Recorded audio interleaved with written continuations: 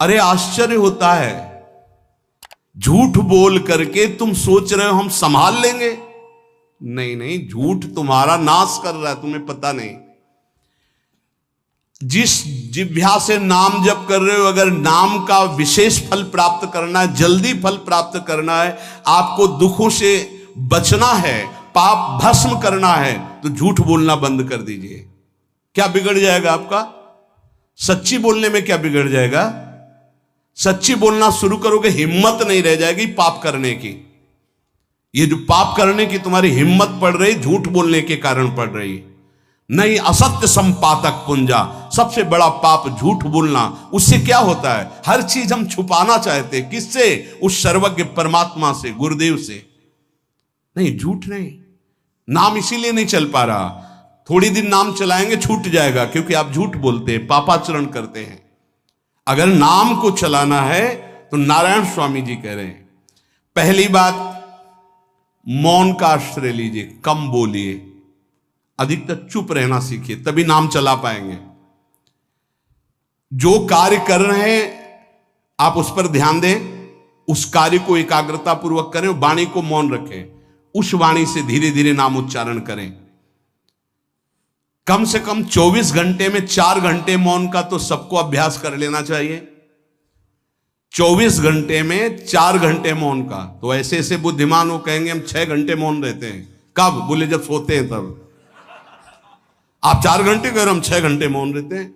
24 घंटे में हम 6 घंटे मौन रहते हैं, बहुत बुद्धिमान है। बोले आप 4 घंटे कहते हो, हम 6 घंटे मौन रहते हैं। तो कब आप मौन रहते हैं? बोले जब सोते हैं तो 6 घंटे सोते हैं, मौन ही रहते हैं उस समय।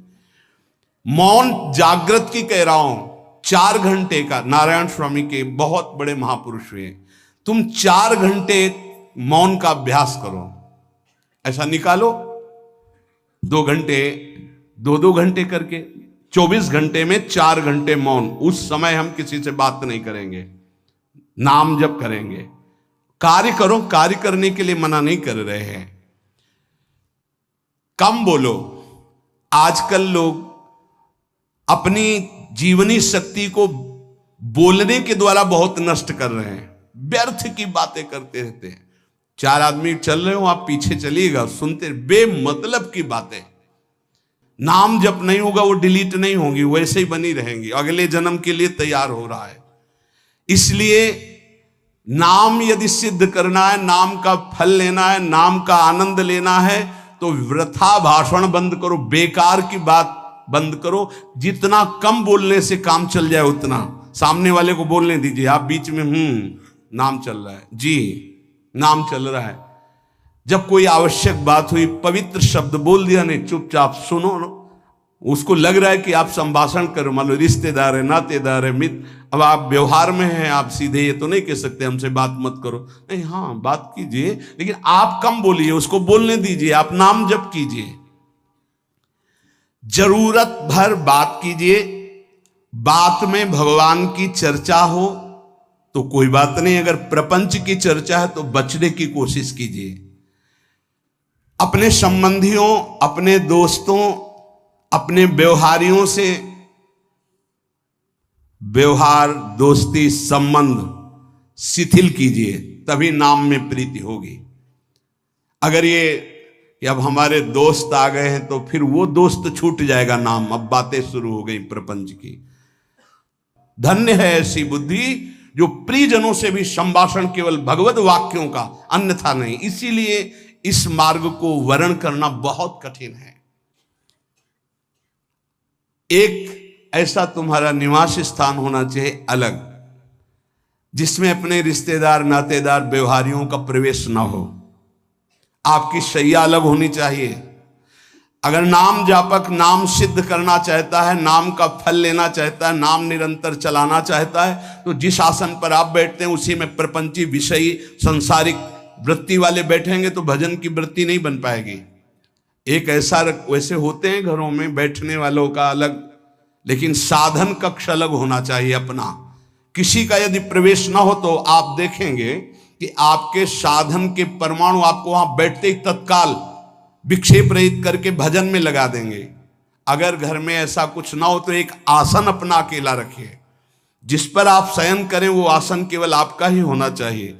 अगर वो सार्वजनिक बैठने के लिए ही है, ऐसी व्यवस्था नहीं, तो आसन समेट कर अपना अलग रख दीजिए और दूसरे आसनों पर बैठा लिए, फिर वो आसन हटाकर जब आप शयन करें तो आपका आसन होना चाहिए। इसका बहुत बड़ा प्रभाव पड़ेगा। कोई भी ऐसा दृश्य या पुस्तक ना पढ़ें जो वासनात्मक हो और प्रभु के नाम से आपको विमुख कर दे। अखबार आदि, समाचार आदि, ये हमारे चिंतन को नष्ट करते हैं। अगर नाम जप करना है, निरंतर नाम स्मृति बैठालनी है, एक घटना कई मिनट तक विक्षेप देती है। ऐसा हुआ, कैसे लोग हैं, और उसमें तो समाचार ही हो रहे हैं, सैकड़ों बातें हो रही, पेपर है तो सैकड़ों बातें लिखी हैं, क्या क्या, अब वो सब दिमाग में भर गई।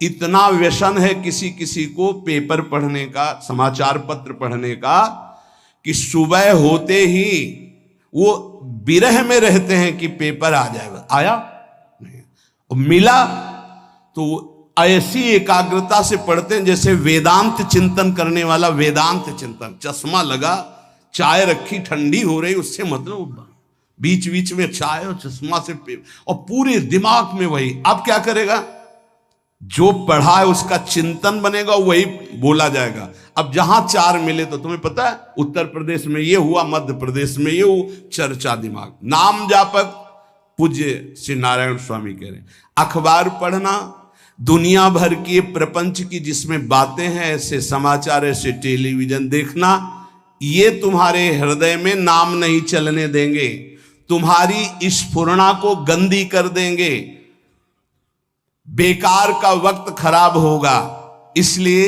अगर आपको पढ़ना ही है तो धार्मिक ग्रंथों को पढ़िए, अपने इष्ट संबंधी ग्रंथों को पढ़िए नाम जपने के लिए। किसी को कभी वचन न दें। पांचवा, बहुत बहुत पॉइंट की बात करें, यदि आपने किसी को वचन दे दिया और पूरा नहीं किया तो भजन का फल वहां जाएगा, ध्यान रखना। यही हमसे सब त्रुटियां होती रहती है अपने लोगों से। जाओ आज से बाद वचन दे दिया, हम ऐसा नहीं करेंगे, नहीं करेंगे चाहे मर जाएं। पर अपने लोग ऐसे फिसड्डी हैं कि शाम के वचन देते हैं और सुबह फिसल जाते हैं, 2-4 दिन बहुत बहुत चला फिर फिसल जाते हैं। बोले कसम से आज से ऐसा नहीं करेंगे। तो आप इसको खिलवाड़ न समझें, आपके सुकृत नष्ट हो रहे हैं, वासना आपके सुकृतों को नष्ट कर रही। दूसरा, जैसे आपने किसी से कहा कि मैं शाम के 5 बजे आ जाऊंगा, तो 5 बजने में 5 मिनट कम होने पर आपको पहुंच जाना चाहिए, 5 मिनट ओवर होने पर नहीं, उसके पहले ही आपको ऊपर। यह संतों के जीवन में देखा गया है। समय का बहुत बड़ा जीवन में अस्तित्व है। अगर आप किसी को समय दें, फिर उसमें प्रमाद स्थिति नहीं होनी चाहिए। 5 मिनट पहले पहुंचिए। समय दिया है किसी को तो 5 मिनट पहले उसको इंतजार ना करना पड़े। रात को सोते समय नाम जापक उपासक विचार करें, मेरा नाम किन किन कार्यों में छूटा, मेरे से कौन कौन सा पाप हुआ, मैंने कौन सी आज गलती की जो नहीं करना चाहिए, और उसे डायरी में नोट करें। नारायण स्वामी कह रहे हैं दूसरे दिन सावधानी पूर्वक वो गलतियां ना होने पावे जो हमने आज की। जब उपासक सत्य बोलना स्वीकार करता है तो उसके हृदय में डर जागृत हो जाता है। ध्यान रखना, डर ये माया के द्वारा प्रेरित है। अगर व्यापार में सत्य बोलेंगे तो पैसा अधिक नहीं आएगा, अगर हम सत्य बोल दिए तो डांट लगेगी, अगर हम सत्य बोल दिए तो सब लोग जान जाएंगे मैं ऐसा गंदा हूं। सच्ची मानिए, सत्य बोलने का नियम ले लीजिए, आप निष्पाप हो जाएंगे, आप महात्मा बन जाएंगे अंदर से, कोई भी पापाचरण आपके जीवन में नहीं रह जाएगा।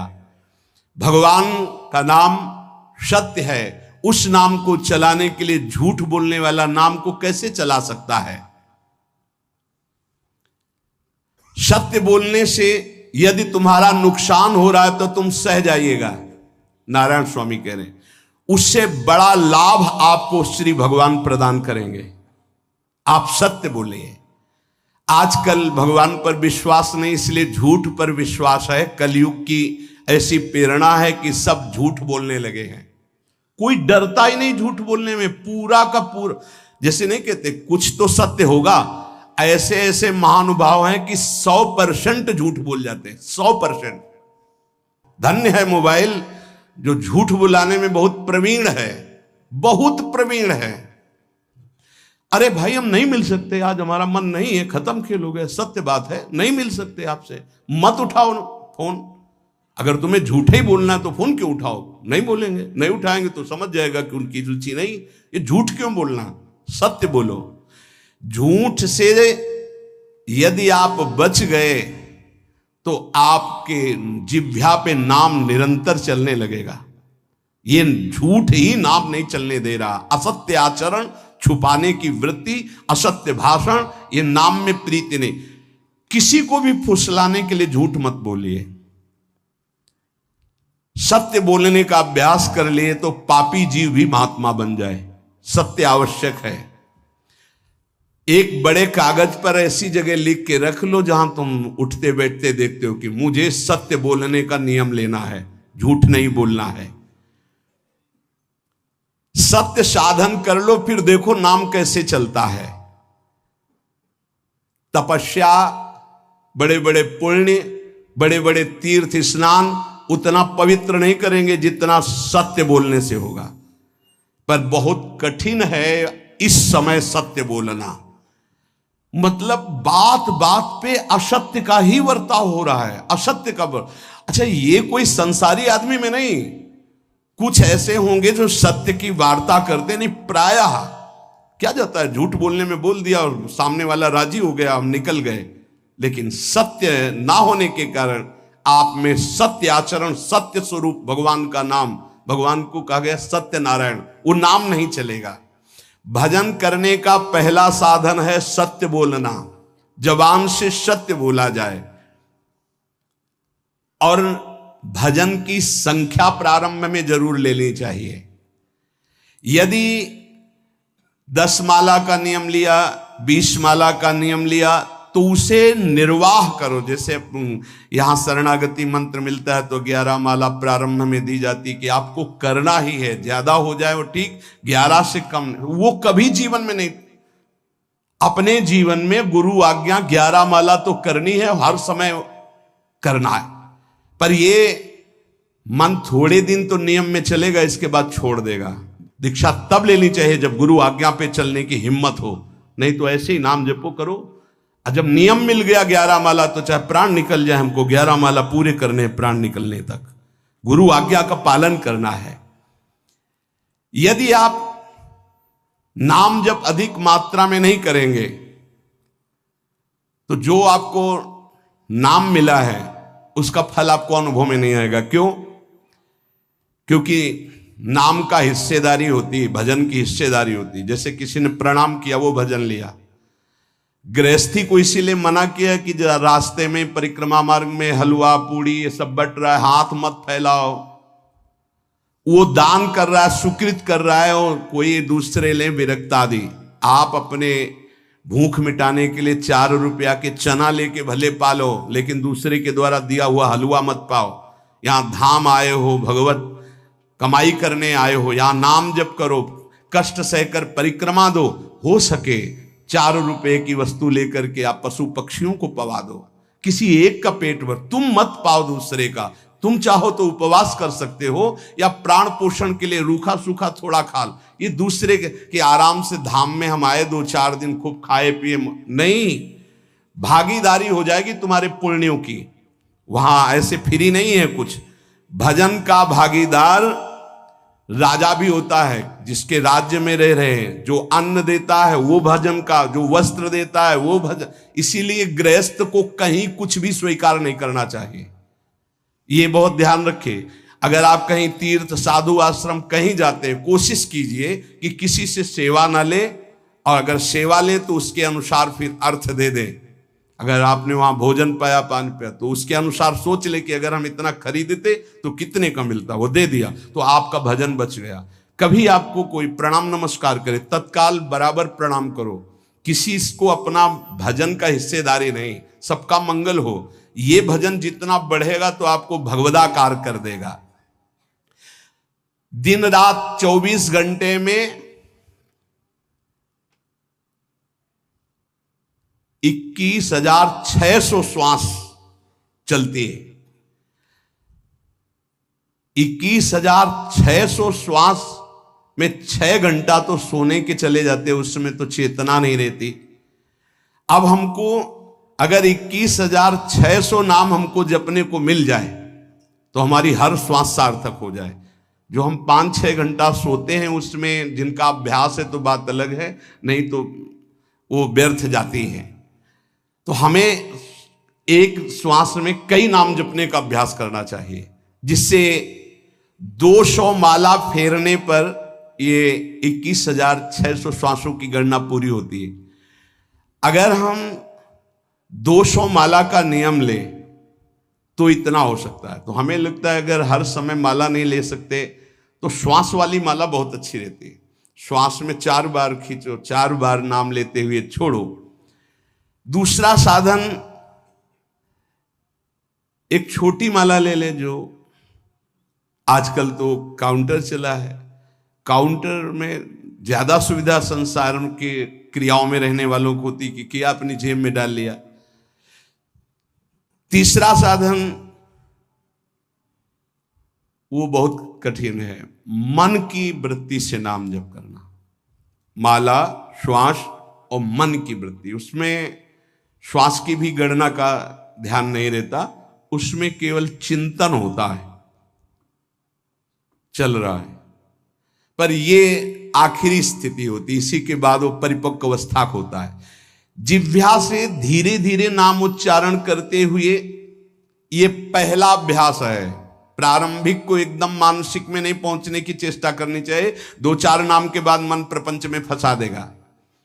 दूसरा अभ्यास कंठ से में, जैसे हम जिह्वा से राधा वल्लभ सिंह, राधा वल्लभ सिंह, राधा वल्लभ सिंह, इसे वाचिक जप कहते हैं। मंत्र नहीं होगा, ऐसे नाम होगा। फिर उपांश ऐसे, फिर कंठ से चलता है, फिर हृदय से चलने लगता है, फिर नाभि से चलता है। जिसका नाभि से चलने लगता है उसका परावाणी के द्वारा भजन, वो सिद्ध पुरुष कहा जाता है। 4 वाणी, परा, पश्यंती, मध्यमा, वैखरी। वैखरी जो बोल रहे हैं, जो कंठ से, फिर हृदय से पश्यंती, परा नाभि से, मूलाधार केंद्र से लेकर के संपूर्ण ब्रह्मांड में इसमें नाम गूंज रहा है, वो सिद्ध पुरुष का होता है। पहला अभ्यास जिह्वा हिला करके शुरू करें, राधा राधा राधा राधा। फिर कंठ से, कभी हमारे सदगुरुदेव भगवान को देखना, अगर कोई आ गया और बातचीत का हुआ तो यहां से तत्काल चलता दिखाई देता है ना, कंठ ऐसे ऐसे हिलने लगता है कंठ। अगर शांत बैठे तो फिर नहीं दिखाई दे। अगर कोई है आसपास तो इतनी तीव्रता लगन होती कि कहीं छूट ना जाए नाम। कंठ से विशिष्ट अभ्यासी का, फिर हृदय से परिपक्व अभ्यासी का, और नाभि से सिद्ध महापुरुष का, परावाणी से चलता है। अगर 1 वर्ष तक जिह्वा से अभ्यास किया जाए, ये मैंने किया है, नारायण स्वामी कहते हैं, तो दूसरे वर्ष में कंठ से प्रारंभ हो जाता है। 2 वर्ष कंठ से चले तो अगला हृदय से प्रारंभ हो जाता है, और हृदय से 3 वर्ष चले तो फिर नाभि से 7 वर्ष में नाम सिद्ध हो जाएगा। अगर नियम पूर्वक झूठ ना बोले, सत्य आचरण करे, ऐसे नाम जप करे। हम ये कहते हैं कि चलो थोड़ा धीमे ही सही, पर 12 वर्ष में तो आपको सिद्ध हो जाना चाहिए। 12 वर्ष, यहां बोले 30 वर्ष के, 50 वर्ष हो गए साधन करते हो, ज्यों कहते हो कोई परिवर्तन नहीं। इसका मतलब अंदर से नाम नहीं चलाया जा रहा, नाम में रुचि नहीं। 12 वर्ष में तो वो भगवत साक्षात्कार करके जागृत स्वप्न सुषुप्ति अवस्था पर विजय प्राप्त कर लेता है साधक। ऐसा ही स्वामी जी ने किया। नारायण नारायण नारायण नारायण नारायण, ऐसी सिद्धावस्था हो गई थी। एक टाट की लंगोटी, एक रस्सी कमर में, बस। बड़े ही उच्च कोट और बहुत बड़े अरब खरबपति घर के बालक थे। सारी सिद्धियां उसके पैरों में लौटने लगती हैं, जिसका नाभि से भजन प्रारंभ हो जाता है, परावाणी से। अजपा जाप उसे ही कहते हैं जो नाभि से होता है। अजपा जाप करने वाले उपासक में जो अजपा जाप करने की चाह रखते हैं, पहला भोजन पर ध्यान दे, सात्विक भोजन, पवित्र भोजन। भाई नाम का स्वाद नहीं मिला तो कुछ लोग जो है बहुत प्रसन्न होते हैं जब सांसारिक पदार्थ आता है। बड़ी कृपा श्री ठाकुर जी की रही है कि इस विषय पर जो है बहुत परिपक्व किया है। रोटी नहीं मिली, ये रबड़ी रसगुल्ला की तो बात जाने दो। गंगा का किनारा, गांव में जाना नहीं, जो आकाश वृत्ति से वो आ जाए वही। आप लोगों को तो रोटी तो मिल रही है। पहला नाम सिद्ध करने के लिए भोजन सात्विक और थोड़ा, अगर एक समय पाके निर्वाह कर लो तो अच्छा, नहीं तो 2 समय, 3 समय पाने का तो अधिकार ही नहीं साधक को। भगवान की बड़ी कृपा है, जब भूख थी तब था नहीं, और जब है तो भोजन नहीं पा सकते। वो बड़ा लीला बिहारी है। जब भूख थी तब भोजन नहीं, और जब भोजन है तो नियम कानून इसके लग गए हैं, ये इतना इतना। दूसरा, पहला भोजन पर पवित्र। देखो नाम जप के लिए बहुत आवश्यक है। यही जीवन है कि अगर आप नाम जप करने लगे तो हमारा बोलना, हमारा जीना सार्थक हो जाएगा। अगर नाम जप आपको करना है तो पवित्र भोजन होना चाहिए। 2 टाइम भोजन पाना है तो थोड़ा थोड़ा पाओ, पेट ना भरने पाए, ऐसा ना लगने की वजन बढ़ गया है। वजन बढ़ गया है तो भजन घट गया है, वजन घट गया तो भजन बढ़ गया है। देखो तुम्हारे संसारिक संबंधी माता पिता चाहेंगे कि तुम्हारा चिकना शरीर होना चाहिए, हष्ट पुष्ट होना चाहिए, लेकिन हम चाहेंगे कि तुम्हारा भजन पुष्ट होना चाहिए, भगवदाकार वृत्ति होना चाहिए। शरीर तो आज है, कल नहीं रहेगा, चाहे जितना चिकना कर लो। संसारिक माता पिता के प्यार में और गुरु के प्यार में यही अंतर है। वो आपके स्वरूप को पुष्ट करेगा तो शरीर तो अपने आप, मन प्रसन्न है तो वो स्वस्थ है, अस्वस्थ होने पर भी स्वस्थ है। अगर शरीर स्वस्थ है और काम वासना है, नाना प्रकार की चिंताएं, ये थोड़ी माता पिता दूर कर पाएंगे। वो तो तपस्या और साधना से ही दूर होती है, ध्यान रख लीजिए। अधिक भोजन पाना, शरीर को बहुत पुष्ट बलवान कर लेना, तो हर इंद्रियों को भोग देना पड़ेगा आपको। वो कोई तपस्वी होता है, जो तपस्वी होता है वो संयमी होता है, जो संयमी होता है उसके चर्बी नहीं होती, ध्यान रखना। युक्ताहार विहार से, प्राण पोषण के लिए केवल शरीर में अन्न जाए तब नाम में प्रीति होगी। खाते खाते अनेकों जन्म व्यतीत हो गए, वर्षों व्यतीत हो गए, अरे अब तो भजन कर लो, कहां तक खाओगे? ये नरक कुंड है, डाला विष्ठा बन गया। नींद, एक नियम बना लो कि इतना ही सोना है। पता नहीं सोने में कौन सा सुख, नींद में केवल एक बात का सुख होता है, आपका संसार का चिंतन नहीं होता, तो आप जो शांत रहते हैं वो सुख होता है, लेकिन वो तमोगुणी सुख है। अगर आप जागृत में संसार का चिंतन न होने दें और भगवत चिंतन कर रहे हैं तो आप महापुरुष हो जाएंगे। सो के जीवन क्यों बर्बाद करते हैं? एक टाइम रखिए सोने का, बस। ये कोई तुम्हारा सुख नहीं है, ये तमोगुणी सुख है। निद्रा आलस्य प्रमादोत्तम तत्तामस मुदाहृतम।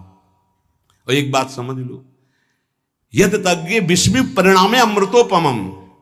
जिसमें विष जैसा शुरुआत में लगता है उसका परिणाम अमृत होता है, और जिसकी शुरुआत अमृत जैसी लगती है उसका परिणाम विष होता है। प्रातःकालीन उठ करके सत्संग में आना विष जैसा लगता है, लेकिन उठ के आ रहे हो तो इसका फल अमृत होगा। ब्रह्म मुहूर्त में सो रहे हैं, जीवन बर्बाद कर रहे हैं, अरे ब्रह्म मुहूर्त में उठिए, स्नान कीजिए और सच्चिदानंद भगवान में चित्त को जोड़िए। ये विष जैसा लगता है, परिणाम अमृत जैसा होता है। तीसरा, 24 घंटे में 1 घंटे का तो एकांतवास करना सीख ही लो, चाहे गृहस्थ हो चाहे कोई भी हो। 1 घंटे हमसे कोई बात नहीं करेगा, अपने दरवाजा बंद, थोड़ा 1 घंटे कोई ऐसा समय निकालो जिसमें चित्त को केवल श्री कृष्ण से जोड़ो, प्रियाजू से जोड़ सको। चौथा, विरक्त साधक, तकिया गद्दा, ये सब चीजें अगर लगा के सोओगे तो नाम जप नहीं होगा। देखो, हितधाम में कुशासन और एक ईंट कुशासन के नीचे, सर्दी में ओढ़ने के जो हमारे कंबल थे वो आटे का बोरा बलराम जी ला के दे थे। जीवन को यदि आप कसौटी पे नहीं कसेंगे तो भजन नहीं होने वाला। अब तो शरीर रोग से ग्रसित है, आप चाहे जहां रखो चाहे जैसे रखो, प्रिया जो जाने। जब तक हमें भगवदाकार वृत्ति ना हो जाए तब तक विषयों को स्वीकार नहीं। ऐसे हैं साधक, बड़ा सुख मिलता है। एक ऐसे पड़ा हुआ है आसन, उनके कमरे में जाके देखिए, केवल आसन ही है। कितने ऐसे साधक राधा के कुंज में रहते हैं जिनकी चटाई केवल है, न तकिया है न गद्दा है न कोई, उसी चटाई को ऐसे खड़ा कर दिया, बिछा लिया, बस उसी में पड़े, भोजन मिला पा लिया, ऐसे रह रहे हैं। कमरे में देखो जाके तो ऐसा लगेगा कि इसमें कोई रहता ही नहीं, कुछ है ही नहीं, केवल चटाई है। तकिया गद्दा विशेष विलासिता की वस्तुएं तो नाम जप नहीं होने वाला, ध्यान रखना। जहां पड़े आराम से नींद आ जाएगी, सो जाएंगे, और जब तो नींद उतनी आएगी जितनी आवश्यकता है। भजन का खजाना तिजोरी में रखें, कभी किसी से बताएं नहीं कि आपका भजन कितने माला कितना होता है। पूज्य नारायण स्वामी जी कह रहे हैं, भजन को खजाने में रखने का मतलब है लूटने वाले डाकू माया भेजती है, काम क्रोध लोभ मोह मद मत्सर आदि, और प्रिय गृहस्थ भगत आदि। कैसे प्रिय गृहस्थ? स्वामी जी अब ये सब आप ही कहा है, बहुत बीमार है, आप देखना। ठीक है, दूसरे की दुख निवृत्ति करना संत का स्वभाव होता है, पर हम जिस मार्ग के पथिक हैं, हमारा कर्तव्य है, हमारे पास हमारे प्रभु के सिवा कोई नहीं, हमारा जो कुछ है वो प्रभु हैं। ए भैया, जैसा श्री जी चाहेंगे वही सब मंगल करेंगे, ये शब्द होना चाहिए, उससे उसका भी मंगल होगा, आपकी भक्ति पुष्ट होगी। कभी भी जो गृहस्थ में भजन करता है, किसी भी तरह का किसी से भी कोई प्रतिग्रह ना ले, नहीं ले लो, ये लो ही बढ़िया है, रख लो, नहीं महाराज हमारा ये मार्किन का गमछा ही काफी है हमारे लिए, नहीं नहीं नहीं, ये प्रसाद पाल, हाँ इतना किनका दे दीजिए, भगवत प्रसाद है, ये हमारे लिए पर्याप्त। गृहस्थी में अगर आप भजन करते हैं तो अपने भजन को बचाने के लिए किसी से भी दान पुण्य, किसी का भी बट रहा है वो स्वीकार न करें, किसी से प्रणाम नमस्कार, किसी से अपनी सुविधा सेवा स्वीकार न करें। और जो विरक्त है उसको ध्यान रखना चाहिए कि हमारा जीवन केवल जगत मंगल के लिए विश्वेश्वर भगवान को समर्पित जीवन है। ना हम किसी को शाप दे सकते हैं, ना किसी को वरदान दे सकते हैं। सेवक स्वामी की इच्छा को देखता है, ऐसा ऐसा, हाँ प्रियाजू की जैसी इच्छा होगी वैसा नहीं, आप ऐसा नहीं, प्रियाजू का बस जबान से कभी ना किसी के प्रति शाप का, और ना हरिराम व्यास जी ने कहा है कि शाप और वरदान हमारे स्वामी की, तो हमें हर बार में यही बोलना है, जैसी प्रियाजू की इच्छा, जैसी श्यामाजू की इच्छा। नहीं आप कुछ कह दीजिए तो राधा राधा राधा, नहीं कैसे मंगल होगा, आशीर्वाद दीजिए राधा राधा राधा, बहुत संभाल के। महात्माओं को इस बात में सावधान रखना चाहिए कि ये माया ममता का रूप धारण करके तुम्हारी तिजोरी को खाली कर देगी। खजाना लूटने के लिए माया बहुत अनुभवी महापुरुष है, सेवक के रूप में आती है, खास सेवक बनकर। आज तक जहां दगा हुआ है तो खास से हुआ है। जब वृक्ष कटने लगे तो आपस में बात की, भाई ऐसा कौन आ गया जो हमें काट सकता है? बोले हमारा कोई मिल गया। तो कुल्हाड़ में जो बेंट है ना, बोले मिल गया कोई हमारा। खास बन करके आती है माया, सेवक सेविका रूप लेके। बहुत अनुभव की बात महापुरुषों की, मान लीजिए विरक्त जनों के लिए खास बात है। सेवक सेविका रूप रख करके माया आएगी। इसके बाद अगर आपने स्वीकार किया, फिर तुम सेवक होगे, वो स्वामी होगी। समझ रहे हो? बहुत अंदर से इस बात को समझ लीजिए। अगर आपको भगवत प्राप्ति करनी है तो जब तक शरीर में श्वास रहे, सेवा मत स्वीकार करना किसी की। कपड़ा धुलाना, खाना पीना, भीख मांग के खाओ, भिक्षा अन्न, या आकाशवृत्ति से जियो। जैसे मना, ना कपड़ा धो पाओ तो उतने पहनो जितना धो पाओ। किसी को अपनी सेवा में प्रवेश मत होने दो। अपने शरीर की सेवा, अपने जीवन की सेवा जब तक श्वास है तब तक स्वयं करो, नहीं तो तब लग जोगी जगत गुरु, जब लग रहे निराश, जब आशा मन में भई, जब गुरु और जोगी दास। इसलिए होश में परमार्थ के पथिक को कभी किसी की सेवा नहीं लेनी चाहिए, कभी किसी को सेवक नहीं बनाना चाहिए। भगवत भाव से नेकी कर दरिया में डाल, उपदेश दे दिया, चल अपने मार्ग में। जीवन की ये बात हमारी अनुभव की मान लीजिए, अगर निर्विघ्न पंथ निर्वाह करना है तो कभी किसी को यहां सेवक न बनाया जाए। सेवक सेविका के रूप में स्वीकार करने वाले साधु का हृदय आग की तरह जलने लगता है। जो जिंदगी भर निश्चिंत और निर्भय रहा, उसे भयभीत और चिंतायुक्त होना पड़ता है।